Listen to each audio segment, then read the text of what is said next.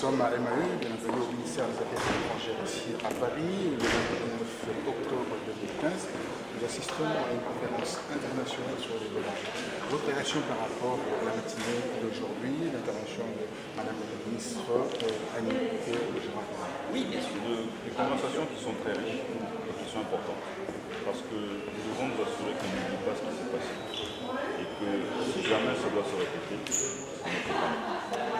Alors on est préparé, je vais venir, on est préparé. Alors vous travaillez pour l'Ebola, vous luttez contre cette pandémie qui est pas une pandémie, là, un virus. On dit que c'est une maladie aujourd'hui. Pourquoi une maladie? Pourquoi c'est transmis? Je pense que ça a évolué. C'est la première fois que ça dure aussi longtemps. Aucun de personnes n'est infectées et qu'on n'a toujours pas découvert la source.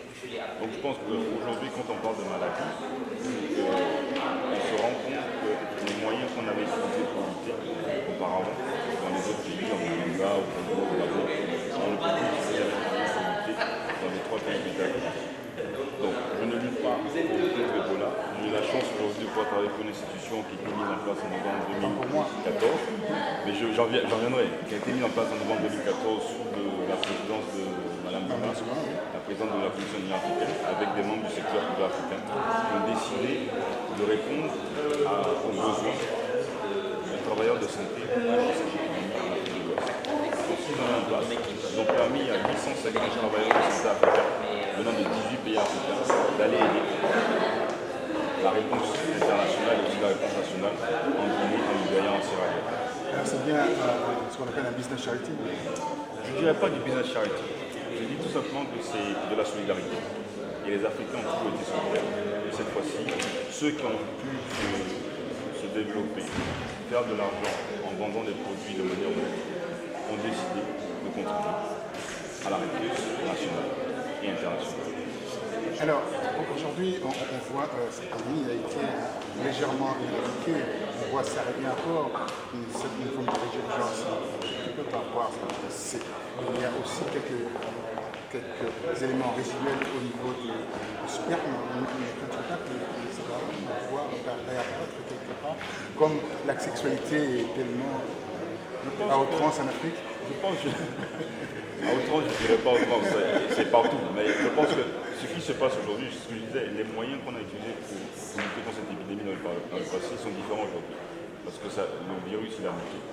On découvre maintenant qu'il reste dans le corps beaucoup plus longtemps qu'on pensait qu'il vivait. Ce qui crée toute une nouvelle dynamique des personnes qui vivent avec le virus d'Ebola. Un peu comme les personnes qui vivent avec le virus VIH-Sida. Et donc, de ce point de vue-là, je pense que les gens doivent comprendre que des précautions doivent être prises quand il y a la sexualité, pour éviter d'infecter d'autres personnes, mais aussi d'une manière générale, prendre des précautions de manière, non point de vue sanitaire, et que Ebola, c'est juste un cas sur plusieurs autres maladies qui, aujourd'hui, créent beaucoup de problèmes sur le continent africain. Alors, vous avez dit que Mme Zuma, avec l'impulsion de Mme Zuma, vous avez pu mettre en place ce que vous avez aujourd'hui, avec un fonds d'investissement. Je dirais oui que c'est un fonds d'investissement parce que je pense qu'aujourd'hui il faut regarder moins la santé comme une question de dépense, mais plus un investissement. Et si on avait considéré la santé comme un investissement depuis le début sur le continent africain, je pense qu'on ne serait pas le bon. Alors quand on regarde, je suis allé à Kindia, j'ai fait un peu la Guinée-Conakry, je travaille aussi, je fais cette Guinée, les gens n'ont pas cette conscience en disant que voilà, le virus existe, l'épidémie existe. Les gens disent qu'ils vont aller chez un maladie de blanc, ils vont aller pour permettre de quitter les zones, ou ils vont exploiter les pétroles. Vous croyez que cette logique tient? Je pense qu'elle ne tient pas la route, elle est dommage. Elle est dommage parce qu'au fait, ça continue de faire perpétuer ce mythe que le blanc, en quelque sorte, est là pour voler, est là pour prendre. On travaille en coopération. Et les termes de la coopération doivent être définis autant par les Africains que par ceux qui viennent coopérer. Donc si les Africains ont un cadre où le cadre de coopération est défini, je pense que cette conception d'exploitation et de vol ne sera plus. Mais c'est parce que très souvent on travaille dans des systèmes où les cadres ne sont pas clairs, les populations ne sont pas très au courant de ce qui se passe au niveau central.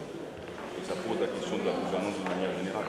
Donc je pense que pour ces personnes qui continuent à avoir ce genre de pensée, il faut faire attention. Il faut essayer de leur faire comprendre qu'on est dans une situation aujourd'hui où une épidémie telle qu'Ebola a démontré que le monde entier peut être touché. Et elle a des conséquences beaucoup plus larges que juste dans dans le village où ça a commencé à Zarifoy.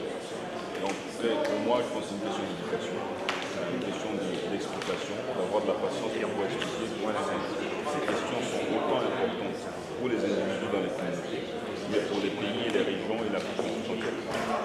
Pour terminer, Madame Coach, vous êtes secrétaire exécutif, le rôle dans le sein de votre...